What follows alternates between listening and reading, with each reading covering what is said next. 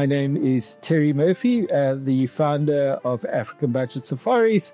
And to my left is Harriet Purser, and to my right is Daniel Dumont. So we're going to cover various topics. So that is definitely going to help you get a better understanding of the safari industry. Preparation is going to make a big difference.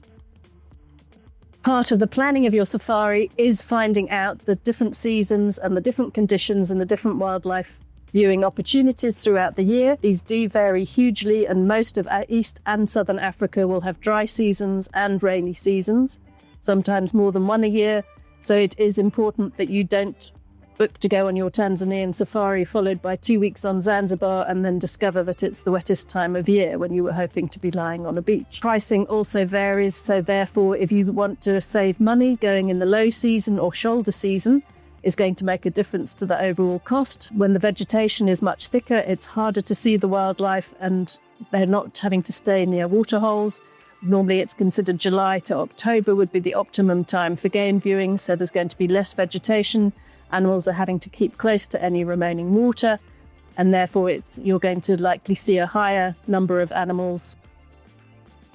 You can actually go on a day safari, which a lot of people do from Cape Town. There's two very popular game reserves called Aquila and Inverdurn that sell like hotcakes. You have to book actually well in advance these days to do that. But generally, to get a good safari experience, you should plan for a minimum of 3 nights. And then if you want to really sort of dig in deep and have a truly immersive experience, anything from 10 days to 14 days. A lot of the things that will govern that is what your budget is, how much time you can get off work, are you traveling with kids? So there's various factors that will govern the duration of your safari that you need to consider. And, some people that have all the time that they need do long overland trips, which are 50 days plus. So, if you have that luxury, that time and that budget, you can do really long safaris. Not to take anything away from it, if you just do 1 night, 2 days, say in the Pilanesberg National Park, for example,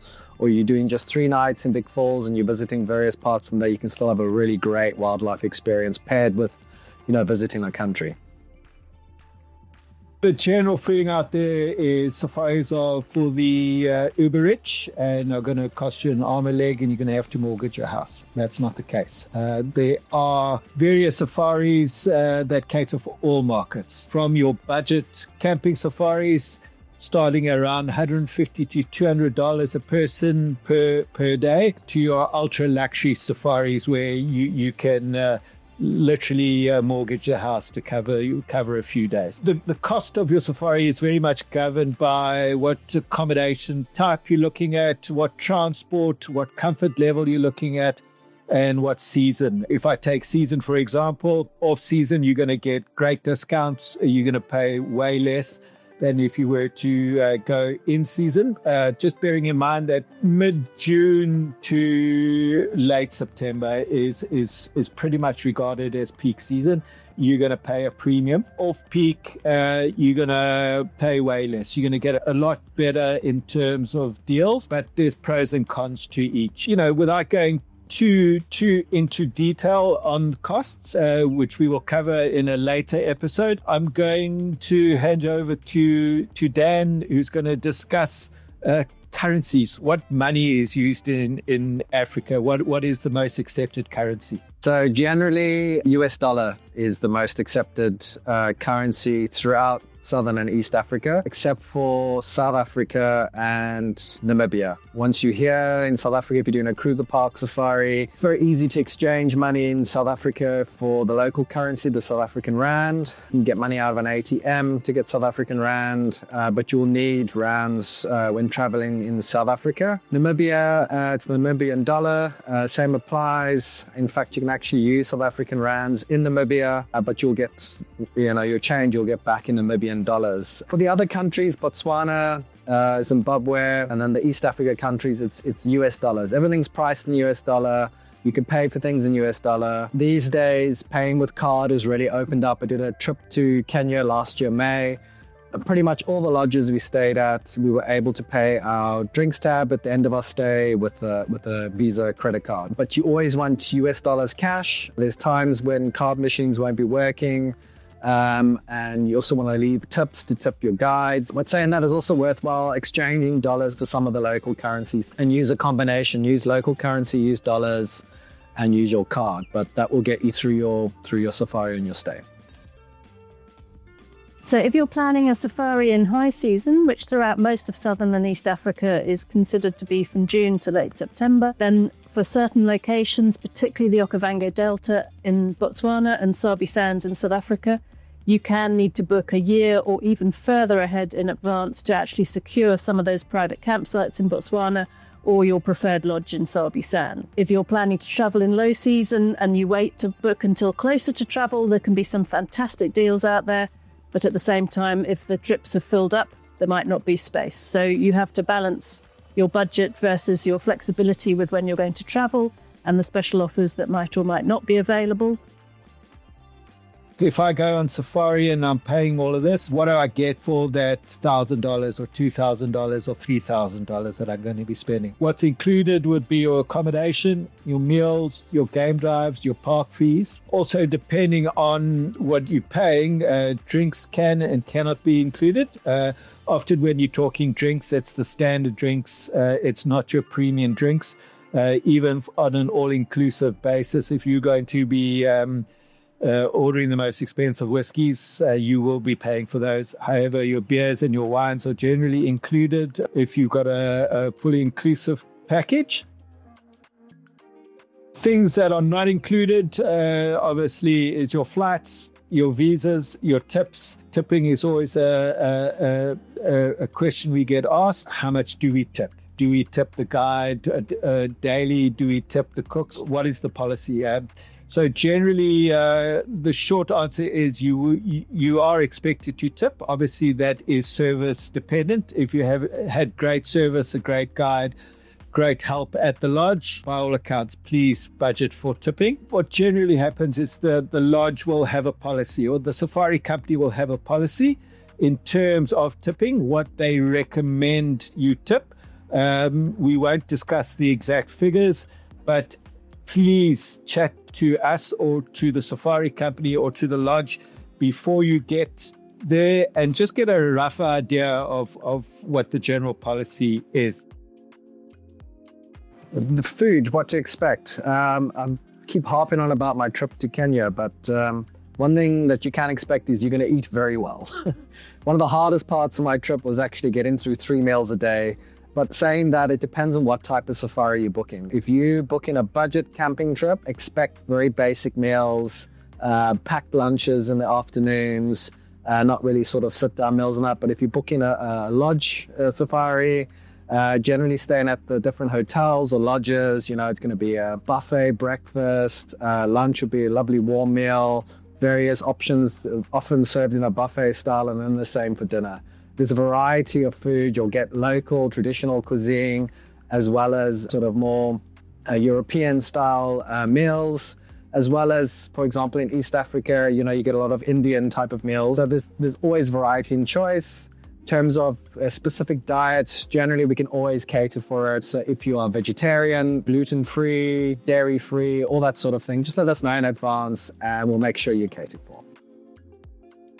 I'm going to ask Harriet to kind of give you the pros and cons of getting a guide, doing it yourself, doing a self-drive, what the benefits of a guide is on a safari vehicle when you're going through a national park as opposed to a self-drive where you're going to do it yourself. So a self-drive safari gives you an awful lot of flexibility, and you can choose what time you go into the parks and when you come out within the regulations of the gate opening times. But when you're driving in your hire car, you don't know what you're looking for or where best to go to see the most game. So even if you book a self-drive safari, particularly somewhere like the Kruger, we would recommend strongly that actually for your first day you book a group game drive with a guide so that you can get in some information and some experience on where to stop and look, and what, the special hints of if you're seeing a vulture, that might mean that there's a kill somewhere underneath, which you wouldn't know if you're on your first ever game drive in a self-drive vehicle yourself. In other countries, it isn't actually permitted to drive in the national parks yourself. You do have to be with a guide. You can choose to stay outside the park to save money. It is then necessary to be picked up and taken in on a guided tour. The guides who stay at the lodges are obviously doing their game drives in the same areas, or the game walks the same areas day after day, so they're very au fait with where the wildlife is, which hugely increases your chance of seeing a much wider range of animals. So that's definitely a benefit.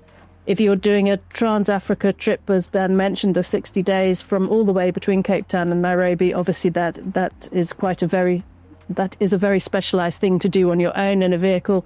So that if having a guide with you and all the logistics put in place first, your campsite bookings made, your lodge bookings made, that's going to be very much easier than doing it yourself.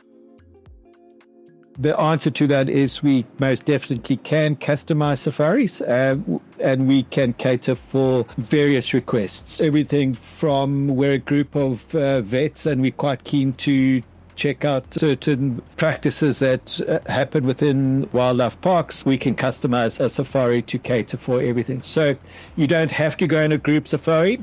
If you have a special interest, if you're a birder, there's nothing that cannot be catered for. So we just recommend that you reach out to us, and we'll ask you a series of questions. Budget will be a factor. Group size is a factor. But the short and sweet of it is yes.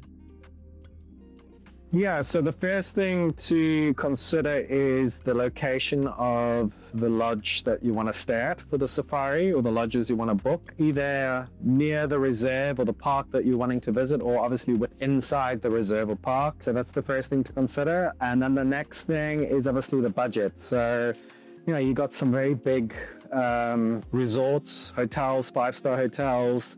You've got much smaller boutique lodges. You got more of your safari camps where they got the tent-style accommodation, and will obviously be governed again by your budget. Going back to location, if you're staying inside the park, for example, other things to consider then is the nightly bed fee or levy or park fee. That's going to be an additional cost to your accommodation cost. So those are just two things to consider when looking for accommodation for your safari. To really sort of cut back on cost is the group safaris. You got basically 2 or 3 different categories. You can travel in an overland tour, basic camping trip with 20 other passengers and a customized overland truck. What that means is you can visit and explore various different locations over an extended period of time and really keep the costs down low. Camping safaris, opposed to lodge trips, will really bring down the cost. So instead of paying the premium or top prices for certain lodges, you can stay in the same locations but in basic tents. Instead of staying at a 5-star hotel or resort, you can also stay in a sort of affordable lodge. So some of the lodges are quite small, basic, still in great locations, but would basically really bring the cost down for you. So look at those options: group tours, camping safaris, and affordable lodges for budget-friendly safaris.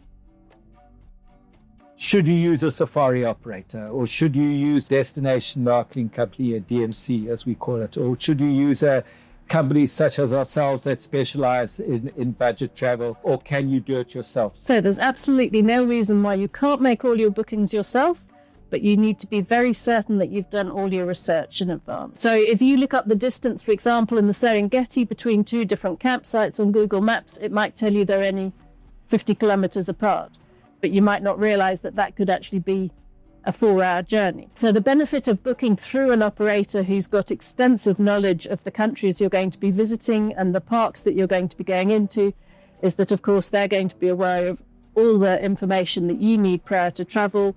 They'll be able to give you information on your packing lists. They'll be able to tell you about the time of year you're going and what your realistic expectations should be for game viewing. If anything goes wrong, you have much less to worry about, and it will cost the same as booking directly with all those lodges and putting everything together yourself. Coming to Africa is not always just about going on safari. Another very popular combination is when people go, they do a beach and bush. So they do the safari and they combine it with a beach holiday. Just going to ask Dan, to kind of give you an idea of that beach and bush combo. Yeah, without a doubt, East Africa is probably the best combination. The location of the coast to where the national parks are, they're all within reaching distance of each other. It's generally within the same country. So if you're going on a safari in Kenya, You can tack on the Kenya coast. In fact, you can even get the train from Nairobi to the Mombasa coast and then go stay on the coast of Kenya. And then the same for Tanzania.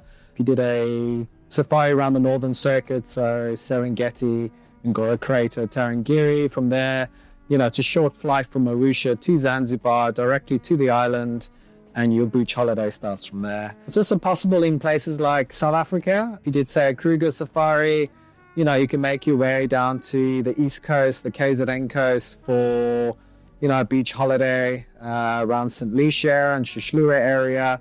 But generally, East Africa is probably a go-to spot for a bush and beach combo. Now I'm going to kind of combine that with passports. How long should my passport be valid for, etc. I'm actually going to ask Harriet just to give you a little idea in terms of visas. We're not going to get into specifics per country, but she'll discuss exactly what the visa situations are, who should arrange it, is it you or is it the safari company, and then information just in terms of having a valid passport, how long it should be valid for, etc. So we do strongly recommend that you don't travel with a passport that's got less than 6 months validity, and that is a requirement in certain countries. Because we don't sell flights, we don't have access to specialist visa information. So if you book your flights through a travel agent, they'll be able to look up on their flight computer and give you the most up-to-date information on requirements. Otherwise, it is a very good idea to, within a couple of months of travel, contact the embassy or high commission in your country of the places that you're going to visit. Sometimes there can be quite a lot of backup paperwork required for visas. If you need a letter confirming where you're going to be travelling and the dates of entry to each port, then we can definitely provide that for you when it is required. Other countries for certain nationalities have very easy online systems where you just have to submit your information, maybe a scan of your passport, make a payment of the fee. Other countries, visas can only be obtained when you arrive at the border, but it's important that you know in advance what the regulations are for your nationality in order that you don't arrive at a border and find that you don't have the correct paperwork. With passports, it is again a very good idea to check with your local embassy or high commission for each country you're going to visit. Just as one example, South Africa does require you to have a minimum of 2 blank pages which must be facing each other in your passport. You will be turned away if you arrive in the country without your passport meeting those requirements. Without further ado, I'm going to wrap this video up. If you would like to get a great value safari, regardless of what style you're looking at, feel free to contact us. Check our website below, africanbudgetsafaris.com. We've been sending people to Africa for 20 plus years. Safaris are a life-changing experience. However, we always recommend that you do your homework before you plan, because pre-planning is going to make your safari experience so much better. Ask us any questions in the comment section. Like, subscribe, and recommend us. If you're keen to get a free 6-part email course, there's a link below that you can do, or subscribe to our monthly newsletter, and we'll put that link below.